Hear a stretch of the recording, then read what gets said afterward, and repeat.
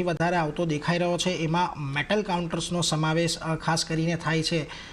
JSW steel 2% નીચે છે, ટાટા સ્ટીલમાં એક 2%નો ઘટાડો ખાસ કરીને આવતો જોવા મળી રહ્યો છે. અને ફ્યુચર્સ સાઇડથી પણ તમને આજે NMDC સેલ જેવા કાઉન્ટર્સ છે કે જ્યાં આગળ એક ઘટાડા તરફે જ કારોબાર દેખાઈ રહ્યો છે. વિરાટજી, અહીંયા કશે તમને અત્યારે સ્ટોક નબળા પડી રહ્યા હોય કે વેચવાલીની સલાહવાળું કોઈ કાઉન્ટર અત્યારે દેખાઈ રહ્યું છે મેટલમાંથી? અને ખાસ કરીને જે પ્રકારે સેલનો આપણે કારોબાર જોઈ રહ્યા છીએ, અહીંયા થોડો ઘટાડો આજના દિવસે વધતો દેખાઈ રહ્યો છે, અહીંયા શું મત બની રહ્યો છે?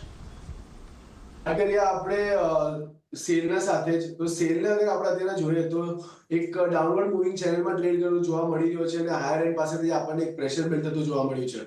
200 દિવસની એક્સપિરેશન મૂવિંગ એવરેજને બ્રીચ કર્યું હતું રિસેન્ટલી, જસ્ટ 200 દિવસની મૂવિંગ એવરેજને ટચ કર્યું છે અને ત્યાંથી જ આપણને ફરીથી એક પ્રેશર બનતું જોવા મળી રહ્યું છે. તો એક નેગેટિવ વ્યૂ ફિલહાલ માટે SCL પર બનતો જોવા મળી રહ્યો છે, જ્યાં નીચેમાં 122 પહેલો લેવલ અને 122 બ્રીચ થાય છે. સોરી, તો 118 સુધીના લેવલ્સ પણ આપણને સેલમાં બનતા જોવા મળી શકે છે. સેકન્ડ જે કાઉન્ટર છે ટાટા સ્ટીલ. ટાટા સ્ટીલ પણ છેલ્લા ઘણા સમયથી આપણને પ્રેશરમાં કારોબાર કરતો જોવા મળી રહ્યો છે. ત્યાં પણ સેમ ચાર્ટ સેટઅપ બનતું જોવા મળ્યું છે. 200 દિવસની એક્સપિરેશન મૂવિંગ એવરેજ પાસે 3 વાર હર્ડલ ફેસ કર્યા બાદ ફરીથી એક કરેક્શન આપણને બનતું જોવા મળી રહ્યું છે. નીચેની સાઈડ પર એક્સપેક્ટ કરી શકીએ છીએ કે 140 અને 140 ની નીચે અગર જાય છે તો 135 સુધીના લેવલ્સ ટાટા સ્ટીલમાં પણ બનતા જોવા મળી શકે છે. તો ફિલહાલ માટે ટાટા સ્ટીલ અને સેલ બંને માટે એક નેગેટિવ આઉટલુક બનતું જોવા મળી રહ્યું છે. ખાસ કરીને જુઓ, અહીંયા ટાટા સ્ટીલ બંને માટે થોડું ઘણું નેગેટિવ આઉટલુક અહીંયા ખાસ કરીને બનતું જોવા મળી રહ્યું છે. અને સેલની અંદર 122નો જે સપોર્ટ છે એ ખાસો મહત્ત્વનો રહેવાનો છે. અને અહીંયાથી 122 જો આપણને બ્રેક થતાં દેખાય છે તો પછી કદાચ ઘટાડો વધતો જોવા મળી શકે, એટલે એના પર એક ફોકસ રાખજો. ખાસ કરીને ગૌરાંગજી, મેટલ સેક્ટર પર તમારો વ્યૂ એટલા માટે લેવો છે, જો આપણે હજી ગયા અઠવાડિયે સોમવારના દિવસે જ આપણે ચર્ચા કરી રહ્યા હતા કે કયા પ્રકારે ચીનની અંદર અહીંયાથી નવા ડેવલપમેન્ટ્સ આવતા જોવા મળી રહ્યા છે. અને આ બધાની વચ્ચે ઘણા બધા પગલાં હજી પણ ચીન કદાચ લઈ શકે એ એક અપેક્ષા છે.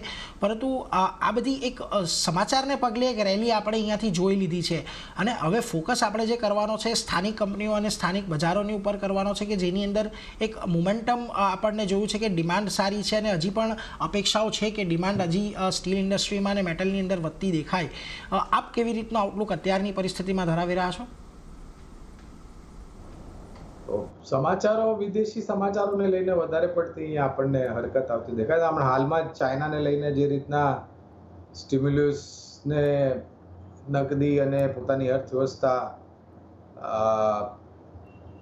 સુધારવા માટે જે નીતિઓમાં બદલાવ કર્યા છે એને લઈને આપણે, પણ મને લાગે છે કે એ નિર્ભરતા તો પોતાની જગ્યા પર છે, પણ સ્થાનિય માર્કેટમાં જે રીતના ખપત થઈ રહ્યું છે અને જે રીતના નિર્માણ કાર્ય થઈ રહ્યું છે, જે રીતના કેન્દ્રીય સ્તર પર સરકાર કામકાજ કરી રહી છે, જે રીતના રાજ્ય સ્તર પર સરકાર કામકાજ કરી રહી છે અને રિયલ એસ્ટેટ સેક્ટરમાં જે રીતના સુધાર થઈ રહ્યો છે, આ બધા જ સમીકરણો તમે સામે લાગો તો મારા ખ્યાલથી તમને એ સમજવામાં બહુ જ મોટી તકલીફ નહીં થાય કે ખપત વધી રહી છે ને આગળ જતા વધશે. પરિણામમાં લાગત ખર્ચને લઈને થોડી ઘણી પરિસ્થિતિ નબળી હતી ગયા નાણાકીય વર્ષમાં, પણ હવે આ વર્ષમાં ધીરે ધીરે કરીને સુધરી રહી છે. Tata steel, JSW steel, JSPL, NMDC, Hindalco, Vedanta, આ બધી જ કંપનીઓ પર પાયાના મતે ખરીદારીની ભલામણ છે.